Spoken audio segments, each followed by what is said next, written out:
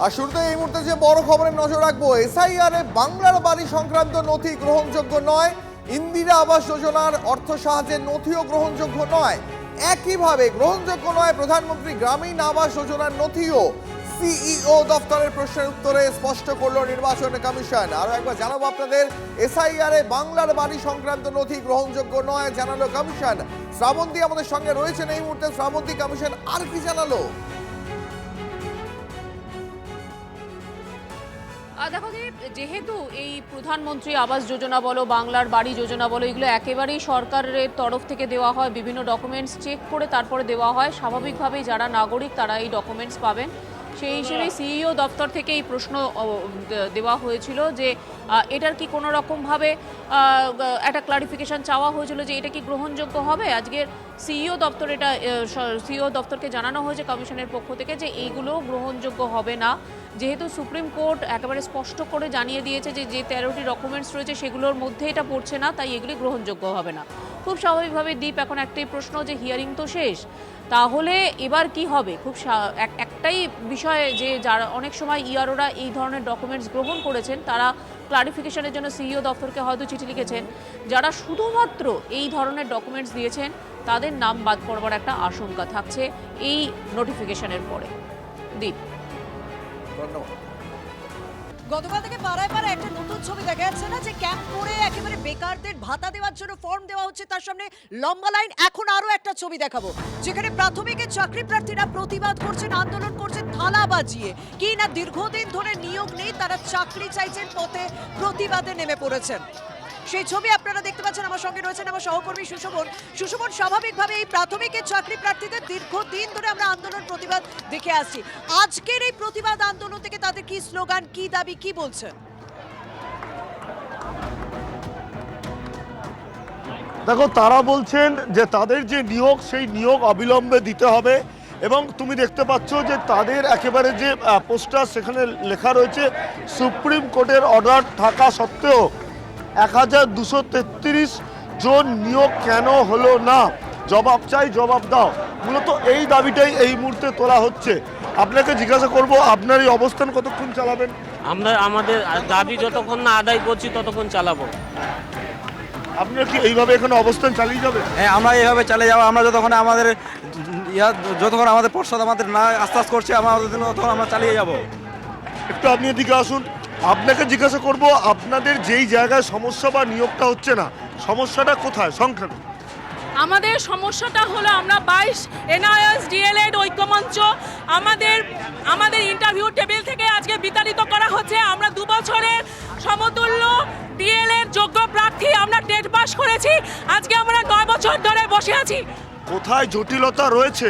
জটিলতা রয়েছে আমাদের ইন্টারভিউ টেবিল থেকে আমাদের বলছে আমরা যোগ্য নই, আমরা 18 মাসের, কিন্তু আমরা 2 বছরের ডিএলএড, আমরা 2 বছরের করে ডিএলএড, আমরা যোগ্য প্রার্থী, আজকে আমাদের 18 মাস বলে আমাদের বিতাড়িত করা হচ্ছে। কতজন নিয়োগ হয়নি আপনার? আমাদের আজকে 50,000 নিয়োগ হয়নি, 50,000 ক্যান্ডিডেট আছে, তার মধ্যে 5,000 করেছে। 5,000 আমরা ইন্টারভিউতে আমরা ফর্ম ফিল আপ করেছি। বুঝতে পারছো যে একটা জটিলতা তৈরি হয়, তারা নিয়োগ হয়নি। এই মুহূর্তে তারা বিকাশ ভবনের সামনে একেবারে অবস্থান করছে। পুলিশের তরফ থেকে কিন্তু বলে দেওয়া হয়েছে যে তারা নির্দেশ ছিল কোর্টের 12:30 অবধি তাদের অনুমতি ছিল, তাই 12:30 বেজে গেছে। এখন কিন্তু পুলিশ তাদের আবেদন করছে এখান থেকে উঠে যাওয়ার জন্য। আচ্ছা, আমরা সেই ছবি দেখাচ্ছি। থালা বাজিয়ে প্রতিবাদ বিক্ষোভ বিকাশ ভবনের সামনে, তারা স্লোগান দিচ্ছেন। তাদের একটাই দাবি, চাকরি চাই। দীর্ঘদিন ধরে নিয়োগ নেই, যে জটিলতায় তাদের চাকরি আটকে রয়েছে সেই জটিলতা সমাধান করা হোক।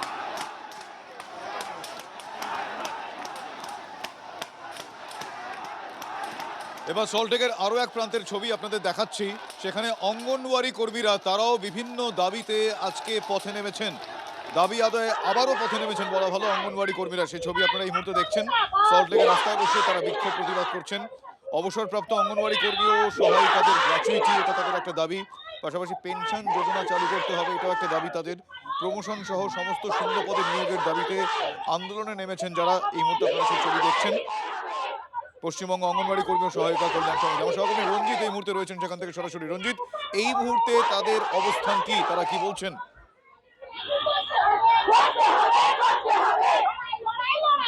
লড়াই দেখো শুভজিৎ সল্টলেক শৈশালী ভবনের উল্টো দিকে অর্থাৎ শৈশালী ভবনের উল্টো দিকে কিন্তু পশ্চিমবঙ্গ অঙ্গনওয়াড়ি কর্মী এবং সহায়ক কল্যাণ সমিতির পক্ষ থেকে কিন্তু তারা রাস্তার উপর বসে বিক্ষোভ প্রদর্শন করছেন এবং অর্থাৎ আজ 16 তারিখ থেকে 18 তারিখ অর্থাৎ 3 দিন তারা অবস্থান বিক্ষোভ চলবে এবং শৈশালী ভবনের উল্টো দিকে তারা রাস্তায় বসে অবস্থান এবং ধর্ণা প্রদর্শন করছেন এবং যদি তাদের দাবি পূরণ না হয় তাহলে ভোট বয়কটের হুমকি দিচ্ছে। আপনাদের দাবিটা কি? আপনারা কেন এখানে বিক্ষোভ দেখাচ্ছেন? আমাদের গোটা পশ্চিম বাংলায় 2 লক্ষ অঙ্গনওয়াড়ি কর্মী সহায়িকা এই কাজের সাথে যুক্ত। গোটা ভারতবর্ষে 22 লক্ষ সহায়িকা কর্মী এই কাজের সাথে দাবি সরকারি স্বীকৃতি দিতে হবে, সরকারি বেতন কাঠামোর মধ্যে অন্তর্ভুক্ত করে সবাইকে গ্রুপ সি এবং গ্রুপ ডির মর্যাদা দিতে হবে। দেখো একদমই তারা কিন্তু তারা যেটা বলছেন যে সরকারি স্বীকৃতি প্রদান এবং সম কাজে সম বেতন দিতে হবে, সেই সমস্ত দাবি দাবা নিয়ে এখানে কিন্তু একদিকে যেরকম উত্তরবঙ্গের মহিলারা বসে রয়েছেন, অপরদিকে কিন্তু একটু দেখাবার চেষ্টা করি, একদিকে উত্তরবঙ্গ অপরদিকে কিন্তু দক্ষিণবঙ্গের মহিলারা রয়েছে। তাদের দাবি কিন্তু একটাই, তাদের ভিক্ষা নয়, সম্মান চাই, সরকারি স্বীকৃতি দিতে হবে, সেই দাবি নিয়ে কিন্তু তারা বিক্ষোভ দেখাচ্ছেন। এই মুহূর্তে কিন্তু তারা একদম শৈশালী ভবনের উল্টো দিকে তারা কিন্তু বিক্ষোভ প্রদর্শন করছে এবং যতক্ষণ পর্যন্ত তাদের দাবি দাবা অর্থাৎ তাদের যে বেতন পরিকাঠামো অর্থাৎ ভাতা যে দেওয়া হয় সেটা 9,000 টাকা দেওয়া হয় এবং তা বাড়িয়ে 1,000 টাকা বাড়ানো হয়েছে, অর্থাৎ 10,000 টাকা তাদের সংসার চলছে না, সেই দাবি নিয়ে কিন্তু তারা অবস্থান বিক্ষোভে রয়েছেন এবং 3 দিন ধরে অর্থাৎ 16 তারিখ থেকে 18 তারিখ পর্যন্ত তারা এইভাবেই ধর্ণা অবস্থান করতে থাকবে এবং যদি তাদের দাবি আমাদেরকে সরকারি স্বীকৃতি চাই। আমরা 2 অক্টোবর 1975 থেকে IMR MMR দেশের জন্য আমরা এটা দূরীকরণ করতেছি। আশা তো অনেকদিন পরে আসছে, কিন্তু আমরা 1975 থেকে আমরা একটা ভলেন্টারি আঙ্গনওয়াড়ি ওয়ার্কার আর আমরা আঙ্গনওয়াড়ি হেল্পার হিসাবে আমরা যোগদান দিই। তারপরে আমাদের শিশু ও মাদেরকে নিয়ে আমরা সেবা প্রদান করি। আমরা চাই কি সরকার আমাদেরকে দেখুক আর আমাদেরকে সরকারি স্বীকৃতি দিক। আমরা আলোচনা করে যদি আমাদের দাবি না মানা হয় তাহলে আমরা সেই সিদ্ধান্তেও যেতে পারি, ভোট বয়কটের সিদ্ধান্ত।